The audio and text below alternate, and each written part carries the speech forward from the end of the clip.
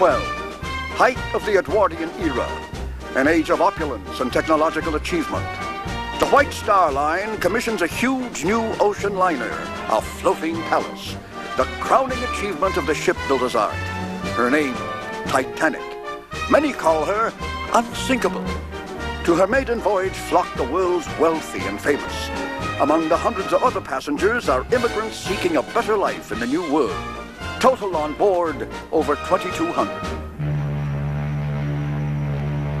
Titanic leaves Southampton, England on April 10th, bound for New York.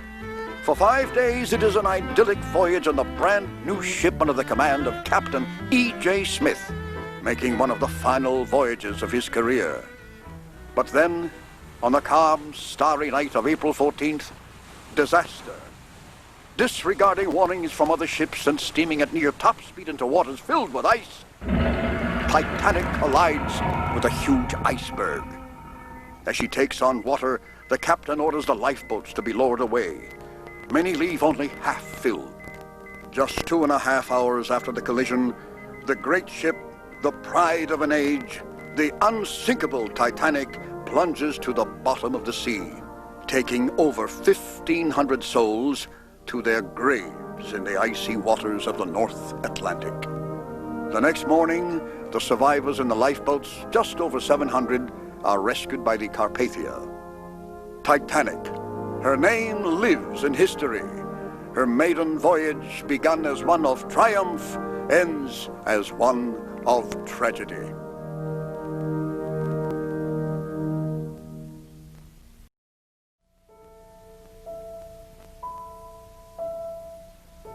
The Titanic lay in icy darkness, slowly rusting and decaying.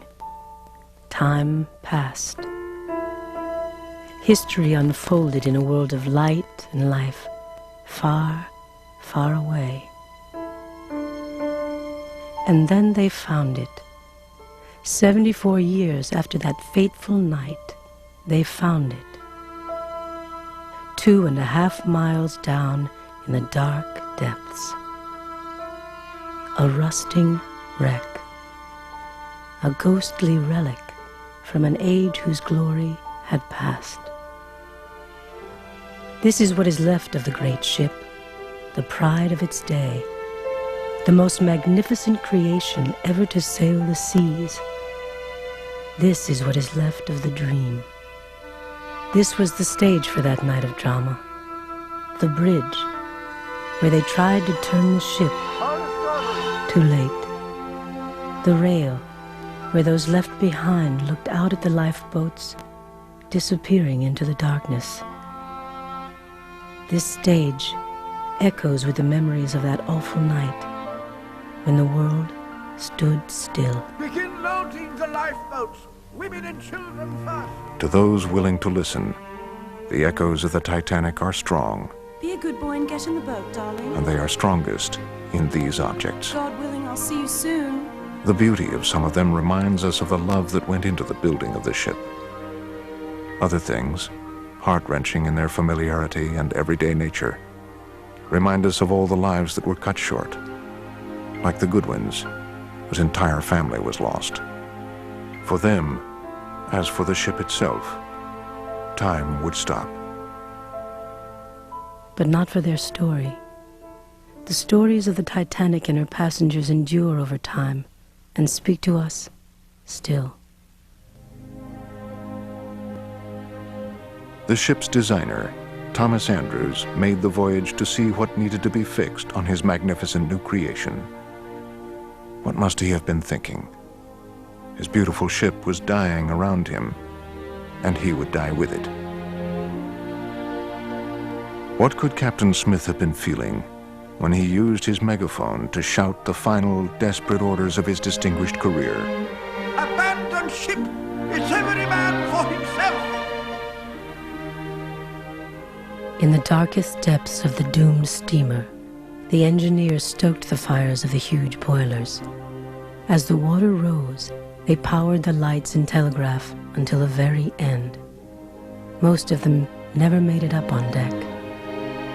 Their sacrifice has not been forgotten. The Titanic carried a cargo of hope. Immigrants, the tired and the poor, yearning to breathe free. Their dreams of a new life would never be realized. Their hopes went with them to the bottom of the sea. The wealthy, like John Jacob Astor, had everything. But that night, everything was not enough. Like the poorest wretch in steerage, they were powerless to control their fate. Their jewels were worthless. Their glitter would soon be hidden by the darkness.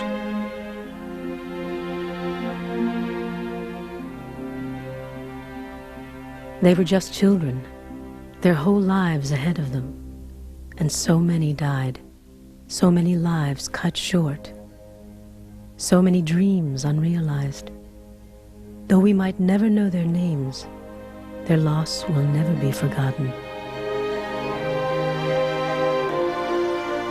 In the midst of the tragedies of that dark night, there was triumph. Perhaps none more heroic than Ida Strauss's stunning act of love. Offered a seat in a lifeboat, she refused to leave her husband of 50 years. As we have lived, so shall we die, together. And so they did. Edith Haseman's father put her in a lifeboat, told her to be a good girl, that he'd see her soon. But he never did. He went down with the ship. 80 years later, salvagers found her father's watch and returned it to her.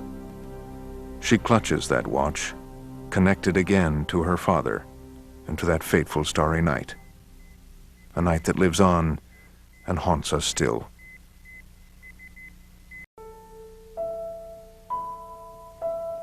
The Titanic's ill-fated maiden voyage is long over. There is nothing you can do for her, or for those who died that night. Nothing you can or should do, but guard their memory and tell their story.